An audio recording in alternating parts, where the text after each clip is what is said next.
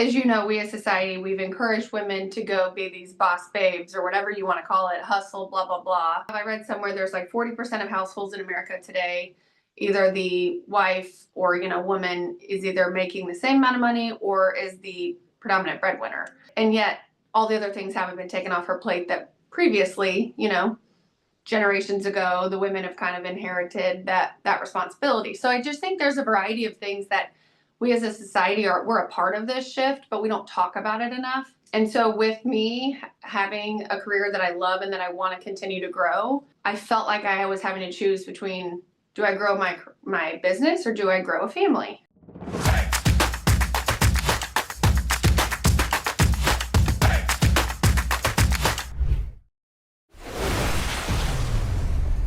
Welcome back to another episode of the Possibility Podcast, where I have the great pleasure of interviewing someone who has become a great friend, who has a very interesting story to tell, not only from kind of her upbringing through the business, from literally like rags to riches, kind of out of nowhere into top producer status. However, we're also going to talk today about a topic that has never been discussed on this podcast, which is very specific to a life event that is occurring in Paige's life. And so I'm going to stop right there and make you wait to find out what that life event is. If you don't already know, Paige Ringkamp, welcome to the show. Thank you. I'm happy to be here. So let's start with what I started with, which is, what's your story? You come from like not the most obvious segue into mortgage, and then you've just come over and take over the industry. Tell us a little bit about that. I don't know about that. I do have a special education background, specifically behavior analysis, but yeah, that's where I came from. I finished the school year and was like, I'm going to give mortgages a shot. Okay, so that's funny. Actually, I could come up with a lot of jokes about that. Right. It's actually very appropriate for our industry. But I'll leave that at that. But how does that even happen? You're not just sitting there one day in the classroom and like, you know what, I'm going to go into mortgages. Yeah. I think I saw the writing on the wall. You can see your salary schedule when you are in that industry. And between where I was maxed out at and inflation, I kind of already had an idea of what my family's lifestyle would look like if I stayed there. There was also a ton of people that had been there for a while that were miserable in their jobs and were just staying for the retirement. So there's awesome retirement here in Missouri as a teacher. And I thought that sounded pretty miserable. So I wanted to get out and try something new before we had kids and before I was too far into the system to feel like I was throwing away a really good retirement. So I wanted something that had a direct correlation between the work I put in and the compensation. And so I looked into real estate, but my husband was a realtor at the time. And a lot of people were like, hey, that's hard on your marriage. And we had just gotten married. So we were like, okay, we won't try that. So I looked for like, what's the next best thing? And so that was that. Mortgages it was. Which it's funny because that's probably a big reason why you got into the business, and then he effectively left the business. Yeah, correct. Yeah. He was like, this isn't for me. Really? But I mean, he's still involved in real estate in terms of rentals and renovations and stuff, but he's definitely not meant to be a real estate agent. And he'll be the first one to tell you that. Really? Yeah. That's funny. That's funny. Well, so then you get into the business, and I would venture to say it was a pretty quick climb to the top. Yeah, I mean, it took me like 6 to 8 months to get going. But it was kind of one of those where I hit March, and then after that, it didn't really slow down. I mean, I was fortunate to have a lot of good referral partners that grew with me. And so as they grew, my business grew. And I kind of honestly looking back, I didn't have a choice. Like we were each on commission only. Fortunately, we didn't have kids yet, but every month we started over, and some months we had more in bills than we had in income. So one of the biggest things I hate is being uncomfortable financially. And so I just had this internal drive to like make as many contacts as I possibly could and figure this out the quickest that I possibly could. So, and you didn't know I was going to ask you this question, but if speaking to either a young real estate agent, a new real estate agent, or a new loan officer, again, you found success quickly. How much of it would you attribute to connection versus hustle? Because you were pretty well connected right out of the gate, if I'm not mistaken. Yeah. I was fortunate to get an opportunity to sit in a Keller Williams account like 6 months in, which definitely helped. But I'm not from St. Louis either. So prior to that, I was trying to dig up my own database. I think hustle at the end of the day is what's going to keep you consistent. My biggest fear was having a really good month, and then you're only as good as your next month. And so I think hustle will take you long term and keep you consistent. But the connections and relationships definitely help. Where are you from? Indiana. I didn't know that. Yeah. When did Yeah. you Didn't move to know how St. to make. Louis? I played volleyball down at SEMO, and then came up here to student teach. So you didn't first step foot in Missouri as residents until college, Correct. and then you just decided to stay. I had to stay for my student teaching, and I had to stay in Missouri, so I came up to St. Louis to student teach, and then met my husband, and blah blah blah. How'd you meet him? I was bartending during student teaching with one of his roommates. Oh shit. Where? Yeah. The tavern, kitchen and bar. Cool. Yeah. Oh, see, Yeah. I'm learning something new today. I didn't know, I Yeah. feel like I Yeah. know you pretty well, and I didn't know that. Yep. Yeah. That's awesome because you were a volleyball, right? Yep. I did know that. Okay. Mm-hmm. That's cool. Awesome. That's a testament. So I'm going to ask you some more questions about that. So I want you Okay. to then define, what does hustle mean? I think doing what you don't want to do when you don't want to do it. I mean, the silly phrase of like, I'm gonna butcher it, but basically like doing what others won't do today will get you what others don't get tomorrow. It's not fun to prospect. No one enjoys prospecting. And no one enjoys answering that client call in the middle of dinner or Saturday morning or Sunday night. But when you don't have a choice, I mean, when your mindset is just that it's 100% you're in no matter what. And your family has to be on board with that, by the way. That's, it's easier said than done. But yeah, the hustle is like 24/7. It just never stops in the beginning.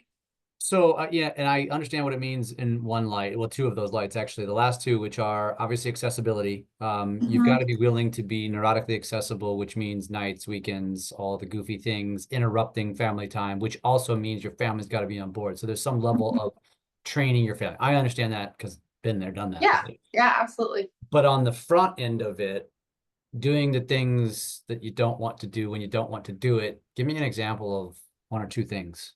Um, I mean, I'm never in the mood to prospect. It never sounds fun to me, right? Like, when I have a choice between going to do a first time homebuyer seminar Saturday afternoon or hanging out with my son, I don't want to go do that seminar. I don't want to go leave and work that client event usually. Um, or at least it's like, oh, I'd rather do it at a different time. I mean, it's literally just that doing what you know you should do, even though you don't want to do it. So, Um, so when you were coming up, when you were relatively new, how did that hustle play into the prospecting? Was it knocking on doors? Was it making phone calls? Was it stalking on social? What was it doing? well, you know how good I am at social, so it wasn't that. I threw that in there It just was, I tried to get as many face-to-face meetings as I could. So it was a lot of calling and texting to schedule those meetings, and then I did door knock as well. That was more so to build relationships with the real estate agents that I was door knocking on, or door knocking with, I should say, because that's just quality time, showing them that you'll do whatever it takes, just like they will, to get a listing or to get a buyer, whatever it may be.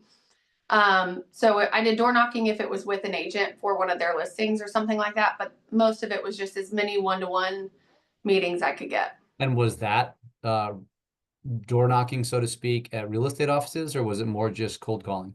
It was cold calling. Yeah. I mean, I would try to go into offices, but nowadays they don't let you pass the front desk. So it Yeah. was a lot of just calling and texting, and every now and then I would social media message them if I couldn't find their contact. In other words, and so that advice to that young sales professional is, don't ask once, get ignored or told no, and stop trying. Yeah. Yeah. The quicker you can get through your first 100 no's, the quicker you'll start to get your yeses. So if you choose to get 100 no's in a week, you're going to start getting yeses sooner. If you get knocked down by objection and you start to get in your head, it's going to take you a lot longer to make those calls to get through those no's. Yeah. What would you tell somebody who is uh that like scares the crap out of them and they're like, there's no way I can do this? Would you say, yeah, this business is probably not for you, or would you walk them around it somehow? I think it depends on what other skills they had. If it was like debilitating for them, I would say you probably need to find a different job, because that will never go away. That's always going to be a part of this job. If they it wasn't debilitating, they just needed help like seeing things differently, then I would definitely, teach them like these people out here need your help. They just don't know who you are yet. And their clients need you as well. So I love it. I love that. I'm glad I got to ask these questions. We didn't prep this. We did not prepare for yeah, this. I So know. Yeah, correct. it's good to do this. And I'm going to throw it out there for any of the, without Paige's, without her consent here, is saying that if you are a young loan officer or real estate agent, Paige is the type of person that you want to try to get a little bit of time with to learn from because of what she's been able to accomplish. Because I feel like I've kind of watched it from day one. I Yeah, remember I I remember want to say sitting I down. even Yeah. interviewed you or something. Uh-huh. I'm kicking myself for not being the one that hired you. Awesome. So let's shift and make a literal 180 to this Yeah. big life event that I just found out about, and the social world, the rest of the world also just found out about, which is you're expecting. Yes, we're 18 weeks and we're excited. Yeah. Phenomenal. And so you mentioned to me off air that you wanted to talk a little bit about a topic that can be very challenging for women Mm-hmm. when it comes to prioritizing mental health, prioritizing career first, because it can be a controversial topic. And so where do you want to take this? Because I think this is phenomenal that you want to talk about this. Well, especially here in the Midwest, it's controversial. If you go to the coast, I think it's much more common. I think, as you know, we as society, we've encouraged women to go be these boss babes or whatever you want to call it, hustle, blah, blah, blah. But we haven't really identified what all that looks like on the other side of things or what that looks like at home. And so I read somewhere there's like 40% of households in America today, either the wife or, woman is either making the same amount of money or is the predominant breadwinner. And yet all the other things haven't been taken off her plate that previously, generations ago, the women have kind of inherited that responsibility. So I just think there's a variety of things that we as a society we're a part of this shift, but we don't talk about it enough.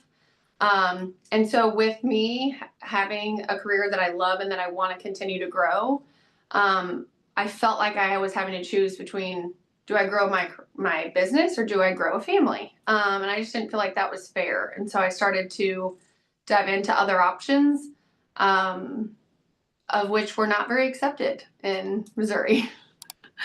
But another reason why I'm like, I know there's women out there who want to be able to do both and feel good about both. Um, and that maybe have It's almost struggled. like I mean, it's almost like it traditionally was an or thing, not an and thing. 100%. Yeah. Yeah. You put your career on hold, you worked in the home with kids, and then you maybe chose to go back to your career later. Yeah, that's what my mom did, which Yeah. is probably typical because that's just what Yeah. she did. But today, And that's not. Today, I feel like that's far from normal. Although I understand what you're saying. Like the mhm. Midwest probably still has some traditional ways. Yeah, and also, like, let me be super clear. My mom stayed home. Both my sisters stayed home with their kids. I'm not anti staying home at all. I loved having a stay at home mom. I'm just wired different, and I know one of the biggest things I think that is important for women is to know themselves and to know like what makes them the best version of themselves. And I will tell you with 100% confidence, my son is better off if I'm not a stay at home mom because that is absolutely not me at my best. And I think that's okay. And I have all the admiration and respect for women that do stay home because I think that's the hardest job there is. So this isn't like the message I want to get out is not don't stay home or staying home is easy. Exact opposite. I think staying home is the most thankless, hardest job there is. It's more so just women having the choice to maybe their choice isn't even to grow a family, and that's okay too. We need to stop asking them and acting like being a mom is their role and their job on this earth. It's not. That's not all we're here for. Yeah, yeah. It's really a great message because I think there are society and nowadays social media. It's like we get so caught up in watching and listening and hearing what people have to say that we just feel like that's the way we have to go, which has always been, I've Mm-hmm. always had a crawl in my ass. It's like if society tells me to zig, I'm going to zag, Right. which makes me a black sheep, making me a black sheep in my family. It's made me a black sheep in society. But it's like just because my forefathers did something a certain way, that means I have to do it that way. Bullshit. Right. I don't agree with that. Yeah. Well, and I'm sure you in business too, it's like the people that are in front of us will say stuff like, well, back in my day, I had to do XYZ. And like moms, like people my mom's age will say, oh, when I had kids, and it's like, no, first, no one cares. Second, nothing is the same as it was back then. Yeah. So it's like, it's just irrelevant. Like, we're not going to do things the same way that you did them. And that doesn't make it better or worse. We need to stop living in the past and focus on like what we actually need to do today. It's liberating probably for many women to hear Yeah. this, hear you say it. I hope so. Because what we're talking about here is life-changing in so many ways. What I'm talking about is like wearing flat bill hats and not wearing a suit in the mortgage career, which by the way was frowned upon. Yeah. Probably still is. And It I'm still told is I'm for not, some people. Yeah. yeah, I'm not professional. And it's like, it has zero impact on how I can do business. In your case, it's totally different. And I remember even the conversation, and I'd love to get your take on this. I had a loan officer once who got pregnant. It was accidental. It was like their third or fourth kid, but they didn't mean to, but it happened and whatever, they embraced it. And her biggest fear, and she cried about this, was now that I'm pregnant and I'm going to have to let my realtor partners know that I'm pregnant, and they're going to judge that and not want to bother me, and it's going to cause me to lose business. And I don't want this to happen. 110%. And that is sad. That it is. I have one of my best friends is a real estate agent, and she hid her pregnancy even through. She just never told anyone. She never announced it. She wore baggy clothes. She did not want people to not call her to list their home or help them buy. And as awful as that sounds, that is our reality. Like, and some of it comes from a place of care. Like, I don't want to bother that person. But what if that person still needs you to help them make a living?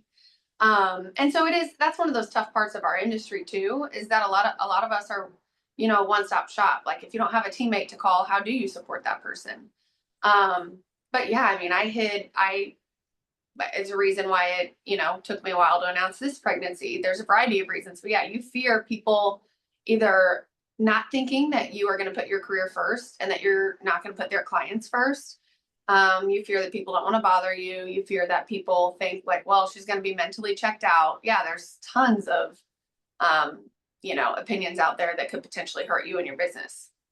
Yeah. And not only that, it's like, even if you make a point to, in your case, let's just say, for example, you decided to ride the horse, and you probably did it primarily through content of saying, listen, I'm pregnant. That's not going to stop me, and I'm going to keep freaking grinding. You're going to, although some people will appreciate that, others will judge you. Yeah. That's When so fucked up. yeah, you can't win. I came back to work after 4 weeks with my son, Dossie, and strictly for the fact that I didn't want to have to start over. And a lot of comments were made like, why are you back already? And I asked my husband, I was like, no one asked you why you were back at work, did they? And he was like, no, what do you mean?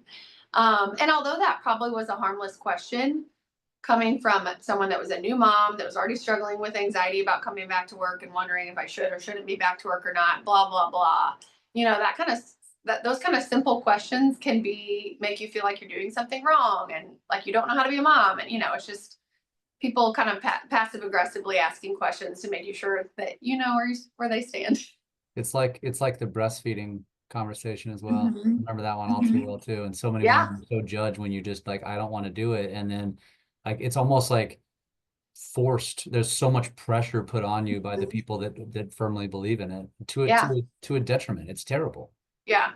Yeah. And that, I mean, people that don't know your body, they don't know how you're feeling. They don't know don't get me wrong. I'm not saying it's good or it's bad. It's just to your point, like pushing agendas on you that are really your decision to make. Yeah. It's almost like you want to ask the person who pushes that agenda, do you push the same political agenda or religious agenda on people? And the answer is probably no. Maybe in some cases it is, but it's like, come on, man. We're all different. Let people be their own person. I mean, I guess that can carry over to much more today controversial topics like gender, which I don't want to go down that path, but that, I guess I can see where that argument can come into play. Yeah. Yeah. And then just the overall, so I mean, like one point I made on the post was you can be a really good parent and you can have your ambition and be a top professional as well. Like they don't have to be or, it can be and. And then also just we should talk more about mental health in general. I think we've come a long way. I mean, we're like, destigmatizing that just term mental health slowly but surely. But I think we have a long way to go specifically in the pre and postpartum department. And so I've tried really hard to just check in on my friends. I don't ask about the baby, I ask about them after they have a kid.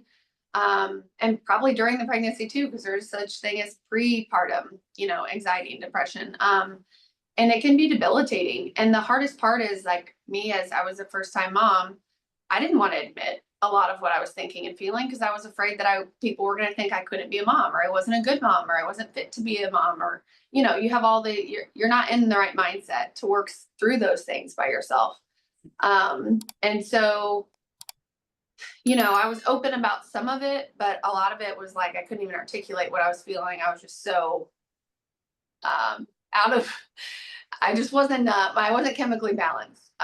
And so it's easy for me to talk about now. And I want more people to talk about it. And I do feel like some of my friends talked about their postpartum depression, but I didn't have any resources. I didn't know what to do. I didn't know who to talk to. Whereas now my OBs connected me with somebody that specializes in pre and postpartum anxiety and depression. And so I'm meeting with her a couple times before the baby is born. And so is Matthew, my husband.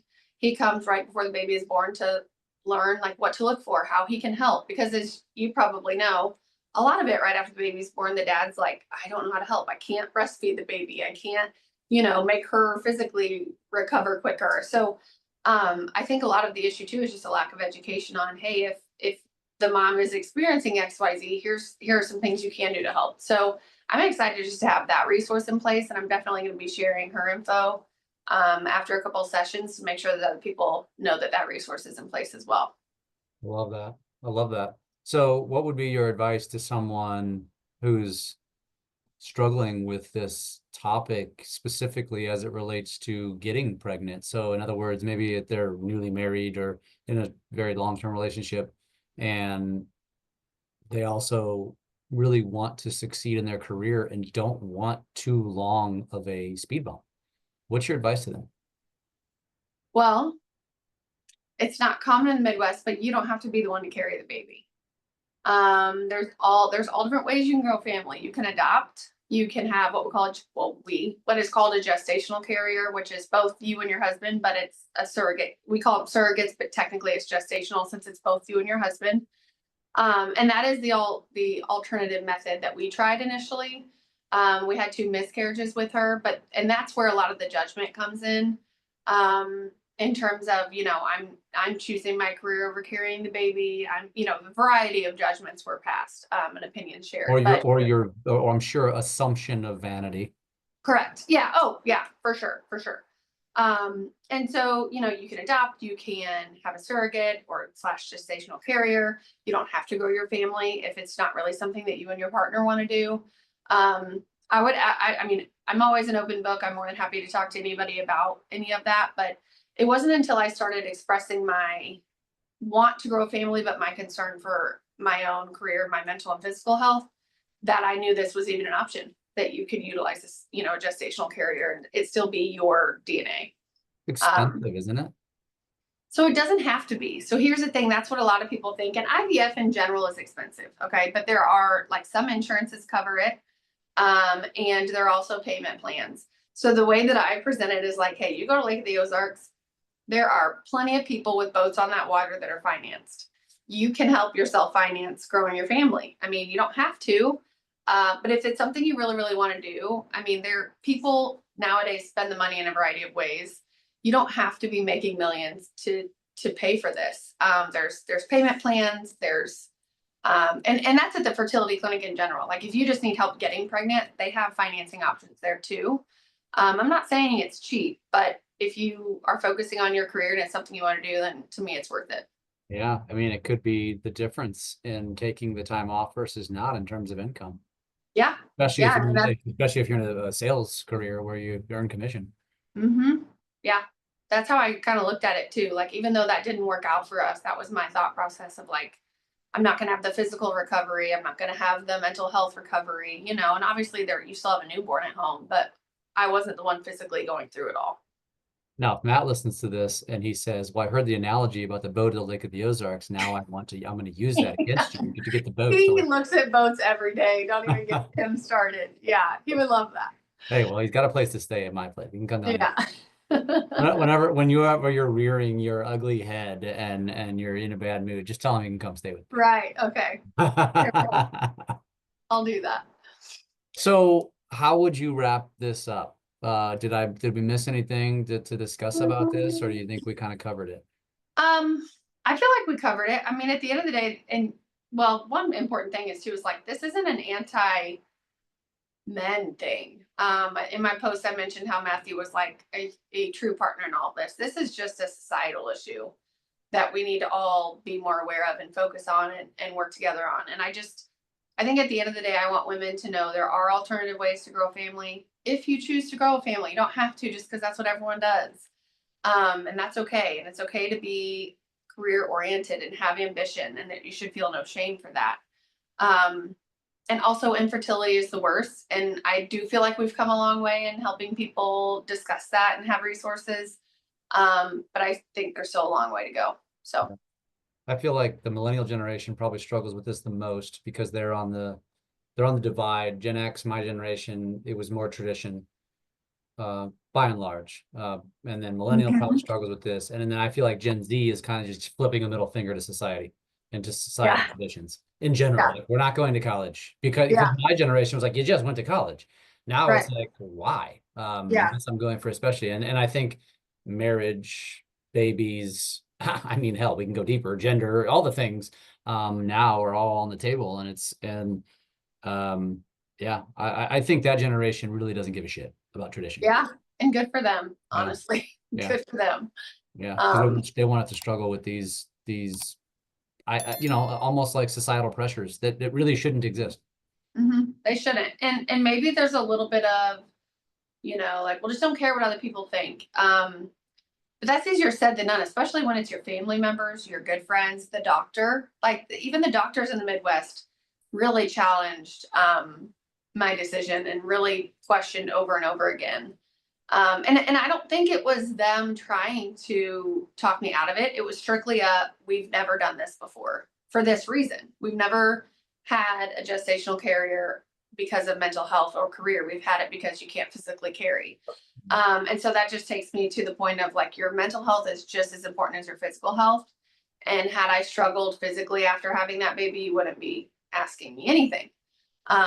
You'd be like, okay, yeah, it's not safe for you to have this baby. But just because my mental health can't physically be seen, and I feel like my postpartum anxiety was very significant. It was almost, what did they call it? Like,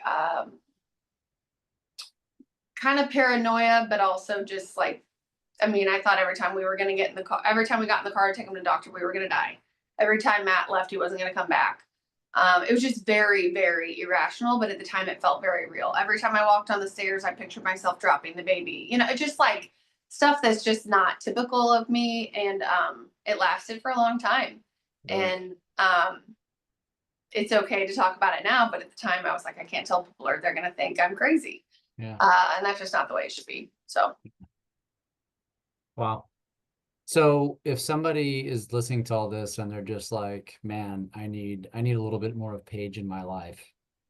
How do they yeah. connect, how do they connect with you? Um, I am trying to be better on social media. So they can message me on Facebook or Instagram, or I mean, they can call or text me anytime. What's your number? 314-536-3371. Awesome. Is that the best way to get a hold of you, or Probably. are you an email snob at all? No. No. Okay. Don't email her. Yeah.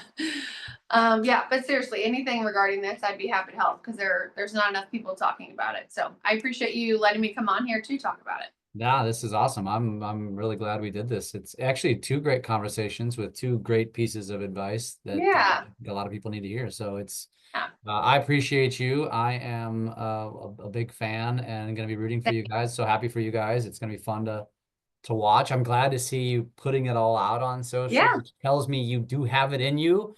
Yeah. There, it's there. It's another conversation for another day. Paige, Right. you are an inspiration. You are an incredible leader and just producer in the industry. And I hope you continue to inspire people. You're great. I appreciate Thank you. you. Thank you. Back at you.